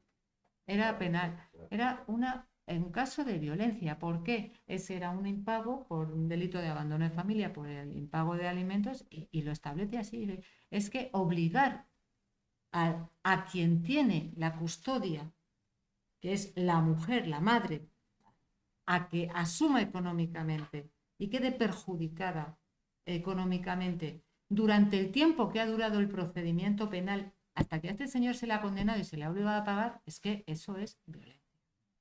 Claro, esa sentencia es para enmarcarlo. Entonces, sí que por ahí sí que podría, esos ajustes están muy bien. A mí el que se condene a una persona a 30 años de prisión, pues el que 30 años de prisión no da para una reinserción. O sea, parece algo absurdo. Y por supuesto, hay que respetar el derecho a la presunción de inocencia que tiene toda persona. Eso lo tenemos muy claro. Hombre, lo de la manada pues nos alarmó. Lo que pasa que nos alarmó por el voto particular aquí, que fue espeluznante. Pero, bueno, funcionó. No siempre funciona cuando se denuncian casos de maltrato. Y, por supuesto, lo que no está nada bien estudiado, o por falta de medios, o por falta de tiempo, o por falta de perspectiva de género, es el tema de la violencia psicológica, o sea, el maltrato psicológico. Las experiencias que tenemos son durísimas. O sea, porque yo conozco personas, mujeres, que han tenido que acudir al psicólogo a raíz de la convivencia y del maltrato de su expareja. Por lo tanto, no tanto subir pena, como dice Juan, sino atender los problemas que tiene nuestra vecina, nuestra prima o cualquier mujer que se halle en esa situación, porque realmente este sí es un tema de bajar a la calle y de verlo. Lo estás viendo. Entonces, eso es lo que hay que ajustar. Y creo que no vamos mal encaminados, mal encaminadas. Queda mucho por recorrer, ¿eh? Una pequeña cuestión. Y bueno, y luego está simplemente simplemente es la cuestión de que las mujeres sois mayoría en la carrera judicial, pero todavía falta que sea mayoría dentro del Tribunal Supremo, la audiencia provincial está casi TSJs, o sea, por eso, las mujeres son mayoría, son más juezas que jueces, pero en el Tribunal de Primera Instancia y en audiencias provinciales, pero no las presidencias, las audiencias provinciales. O sea, son mayoría las audiencias provinciales, pero no son mayoría las presidencias, que audiencia de una presidencia, ¿no? Y luego ya el TSJ y Tribunal Supremo, claramente, todavía sigue habiendo una mayoría de hombres, que en el Supremo es donde es todavía escandaloso. Es cierto que yo creo, el bloqueo, y volviendo al principio de la charla, el bloqueo del Consejo General del Poder Judicial, que no puede nombrar jueces, es decir, nosotros mismos hemos puesto un bloqueo es decir, el objetivo es conseguir tener un consejo paritario, y que el Consejo Paritario que salga de ese acuerdo, a ver si se consigue con Feijóo, es empezar a renovar, a cubrir esas plazas que quedan por cubrir y ahí dar un impulso importante a todas esas vacantes que hay en el Supremo con muchas mujeres, ¿no? Les digo como efecto positivo que nos quedaría. Luego a lo mejor la realidad es otra, ¿eh? Todo el mundo dice, sí, muy bien, tal, hazme consejero del Consejo General y luego tal, ¿no? Pero la idea es esa y obviamente intentar que sea una mujer la presidenta del Consejo General de Justicia del Tribunal Supremo, obviamente. Es el otro tema para feminizar la justicia, aparte de formación, también que arriba también haya mujeres, no solo la base, que su mayoría sois. No quería apuntar que, bueno, que no solo fueran mujeres, sino que también fueran feministas, ¿no? Porque, sí, tienes razón. Más concepciones de género. Quería también hacer un apunte a lo de la violencia psicológica. No tengo la terminología profesional ni de abogada, porque soy psicóloga, pero sí que he trabajado mucho tiempo con mujeres maltratadas. Y una de las fallos que yo veo grandísimos en probar que hay un maltrato psicológico es que no se hace un proceso, no se hace el estudio del proceso, sino de un hecho en particular. Y yo creo que ese es el grave problema de la justicia, desde un punto de vista, ya te digo que pues no tengo nada que ver, ¿no? Que no se ven las cosas desde un prisma amplio, sino desde un hecho concreto, ¿no? Desde un tweet, ¿no? Pero no se ve nada desde el proceso. Yo creo que ese es el grave problema de lo psicológico, que es un proceso, no es un hecho particular. Exacto. Una violación, un acto físico, un maltrato es un hecho usual. Mira, estoy tan de acuerdo contigo porque efectivamente tú lo que estás apuntando a que el enfoque no se hace, o sea, el enfoque que se hace es que el violador es un enfermo, un degenerado y tiene problemas mentales. Y ese es el enfoque de quien niega la violencia machista, pues el de Vox. Hay una feminista que es antropóloga, Rita Segato, que en sus vivencias, para hacer un trabajo de investigación, visitó en Brasil a personas que estaban presas por haber cometido delitos contra la libertad sexual, violadores, vaya.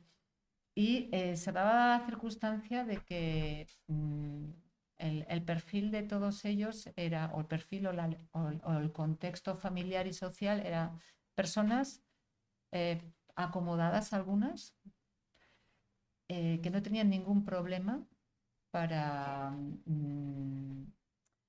relacionarse socialmente, tenían mujer, hijos que iban al trabajo, variopintas profesiones, algunos habría de la marginación social y personas que no tenían absolutamente ningún problema, ni mental, ni social, ni nada.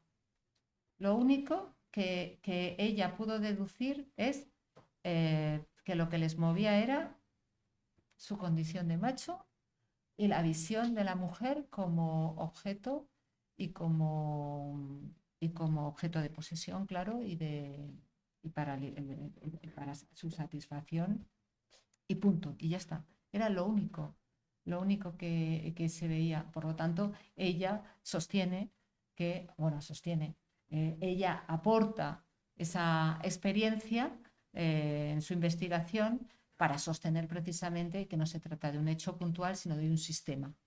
Y mientras los jueces se tapen los oídos cada vez que que se oiga hablar de patriarcado, pues no habrá nada que decir. De hecho, hay que ahorrarse ese término, porque de entrada, si entras hablando de sistema patriarcal, o jamás lo he hecho, porque ya se ve lo que hay, tienes que introducirlo de una manera muy sutil para que te escuchen.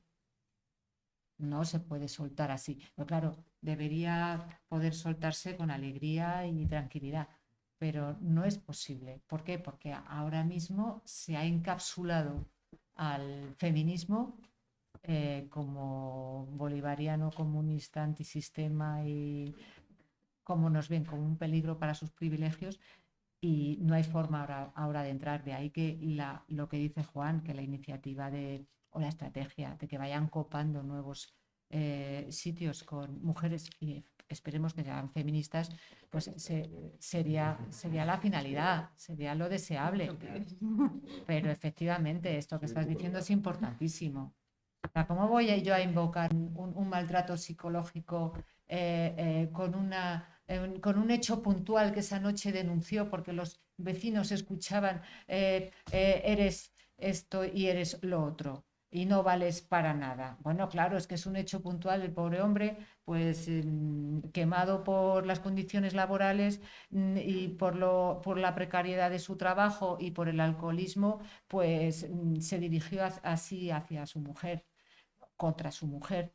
No, hombre, no, es algo mucho más amplio. Tengo un par de dudas que a lo mejor las podéis resolver rápido o a lo mejor hacemos esta charla. Puede ser, porque ya la hora que es. Lo que nos gusta hablar a los abogados, por Dios.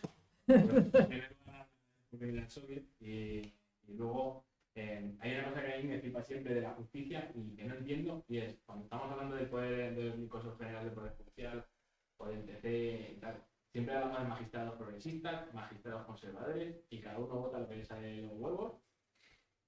Y entonces no entiendo por qué pasan estas cosas. Quiero decir, si no tenemos una ley que dice una cosa, la interpretamos como queramos. Pasa también, por ejemplo, cuando el tribunal, lo comentó Isabel, dice una cosa, el otro dice otra, y ya. Pero vamos a ver qué dice la ley, ¿no? Porque se supone que hay que atenerse a las leyes. Las leyes son demasiado ambiguas, no hay consecuencias para aquellos que dictan sentencias que no se ajustan a la ley, también puede ser otra cosa.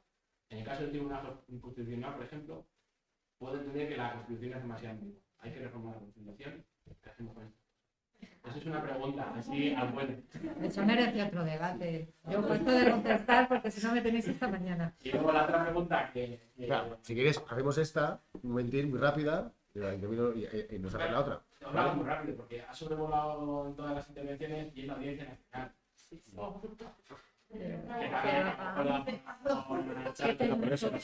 Da para un rato. Bueno, yo simplemente sobre lo de progresista o no, yo como jurista, si en la física hay debates, ¿cómo no va a haberlo en el ámbito de la justicia? La justicia vamos a decir, es una ciencia social y no es una ciencia exacta. Entonces, pues obviamente está abierta a más interpretaciones, igual que hay a la hora de abordar un problema, por ejemplo, quirúrgico. Diferentes especialistas médicos creen que debe abordarse desde una perspectiva, con un tipo instrumental u otro, a la hora también de abordar un problema jurídico. Al final el problema jurídico es un conflicto. Es cómo solucionar un conflicto. Y que a quién darle la razón en un momento de un conflicto, o de forma salomónica más o menos, o de forma ponderada, unos más que otros, y tal, pues cómo funciona ese conflicto. Y los jueces son los que tienen que decidir cuál es la solución a ese conflicto. Y están sujetos nuevamente a recursos y tal, pero al final un punto final. Entonces, obviamente, la sensibilidad sobre la cuestión, tu sentimiento sobre la pena más o menos, porque luego también hay que, porque unos jueces ponen 2 años y otros ponen 6 meses, por ejemplo, ¿no? Que el Código Penal te da un arco y hay jueces que suelen ser más derechas, pues más conservadores suelen ser, les gusta mucho más la punición, el castigo y tal, otros jueces que abordan la exclusión en el ámbito del derecho penal por funciones pues más de localización, trabajo servicio a la comunidad, tal, y luego a la hora de interpretar, pues hombre, la Constitución se hace ambigua y también un poco la ley, pues para que en un momento dado de la Constitución, para alcanzar un consenso, y que además que dentro del equilibrio, vamos a decir, de lo que es la democracia burguesa liberal, pues que obviamente, según el equilibrio de poder electoral, pues puedan ambos tener un juego. Entonces los juristas no hacen más que reproducir esa diferencia, ¿no? Yo creo que hay determinadas cuestiones que están muy claras, y por eso que los jueces que no se someten a ello deben ser condenados por prevaricación, claro, exactamente, ¿no?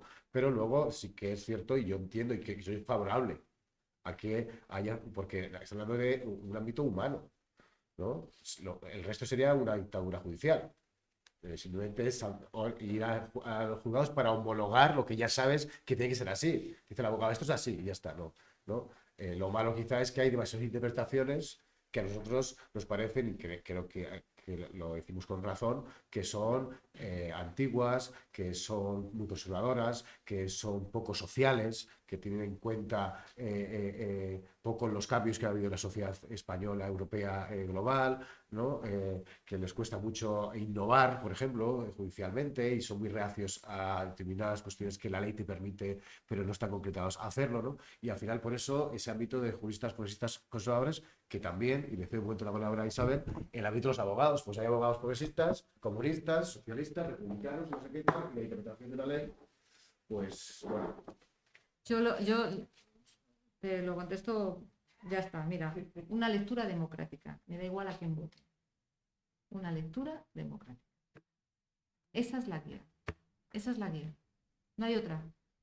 La Declaración Universal de los Derechos Humanos forma parte de nuestro ordenamiento jurídico. Evidentemente la Constitución española. El Convenio Europeo de Derechos Humanos forma parte de nuestro ordenamiento jurídico. No es algo que viene de fuera. La Carta de Derechos Fundamentales de la Unión Europea forma parte de nuestro ordenamiento jurídico. No es algo de Europa, esté aquí. Entonces, haciendo esa lectura democrática, ya está. como dice Juan, bien, vale, aquí de derechas, es que claro, es que un juez, yo no debo saber a quién vota el juez. Es que no lo debo saber, como que no debo saber a quién vota el periodista que escribe una pregunta. No debo saberlo. Pues ya está. Claro, es igual, es que la misma, iba a decir una barbaridad, la misma cosa es. Pero solamente es eso, ese es el termómetro, esa es la guía. Y por ahí está la pista. Todos estos instrumentos, tanto Declaración Universal de Derechos Humanos, Convenio Europeo, Carta de Derechos Fundamentales, son anteriores a la publicación de nuestra Constitución. Por lo tanto, ¿qué hizo la Constitución? ¿Qué hicieron los padres de la Constitución?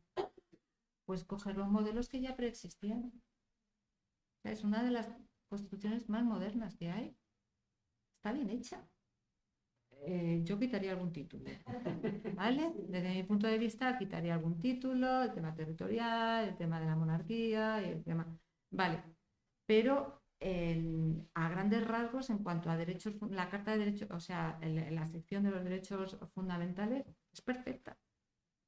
Con que se ajusten a eso, ya está. Ya veremos si la monarquía sigue o no y si el estado de las autonomías ha de mantenerse o tenemos que ir a un estado confederado, tal. Pero mínimo, derechos fundamentales. Y esa es la guía de los jueces. Debe ser la guía. ¿La Audiencia Nacional?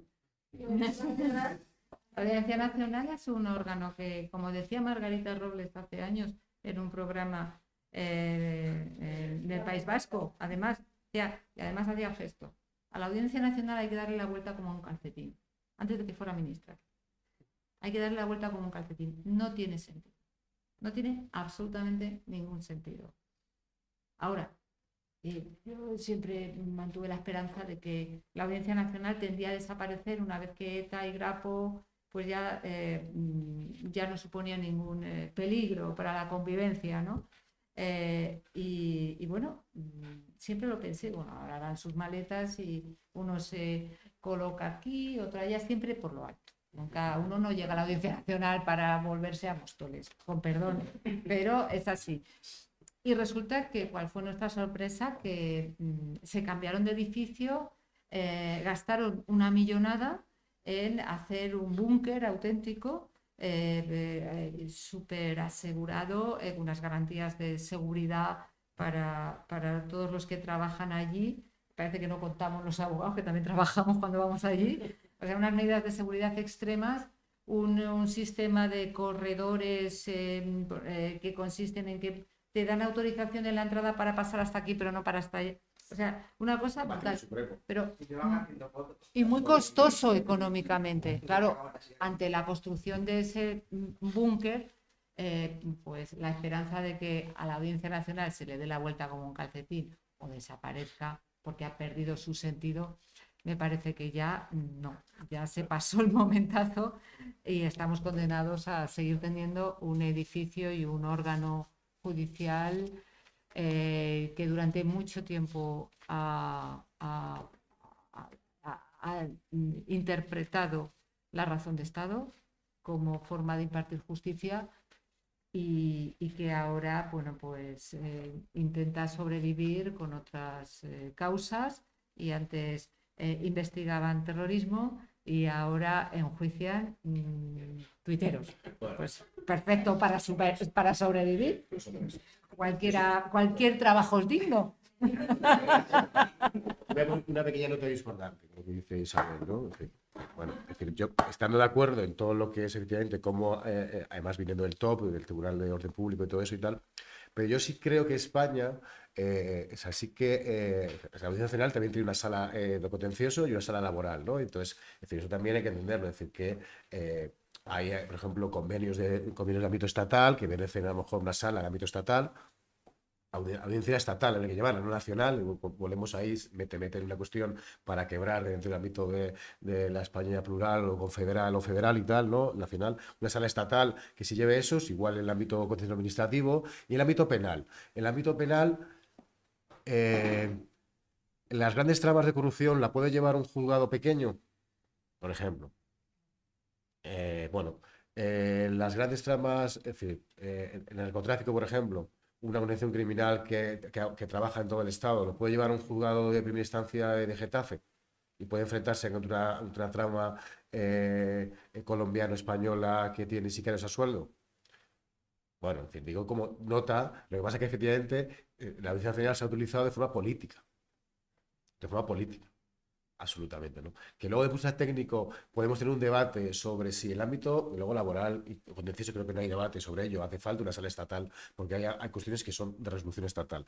Y en el ámbito penal, que determinados delitos ante, sobre todo, vamos a decir, tramas corruptas, curten, por ejemplo.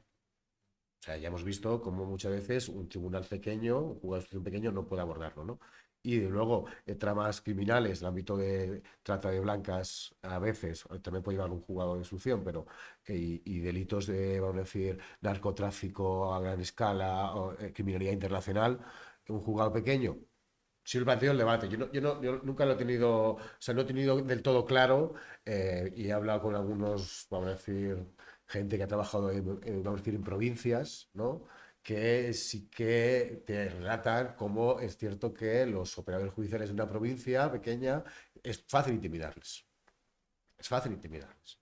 Entonces, bueno, podemos hablar de determinadas zonas remotas en Italia, bueno, zonas remotas, obviamente en América Latina, en el interior de las zonas en Colombia es muy difícil perseguir a los paramilitares, por ejemplo, con un juez pequeñito, porque no lo va a hacer, y digo eso pensando cosas en España y tal. Entonces, si viene de ese debate, hay que darle con calcetín, hay que quitarle competencias, no puede trabajar delitos, por ejemplo.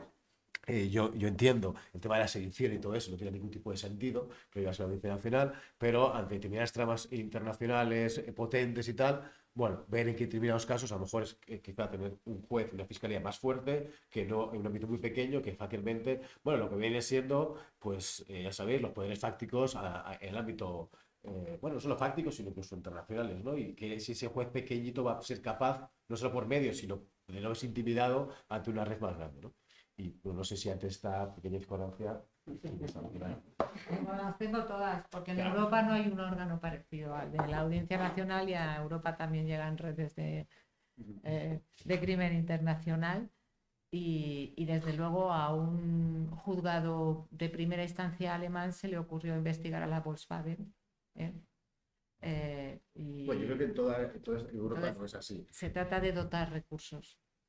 Y ya está, y que el ministerio, o sea, lo que es la administración de justicia deje de ser un dinosaurio. Es que yo no me explico, o sí, que el ministerio de Hacienda pues tenga todas las avances, cuente con todos los avances tecnológicos del mundo y el ministerio, o sea, y la administración de justicia, no. O sea, es que la justicia es un derecho, es un derecho de los ciudadanos, de la ciudadanía.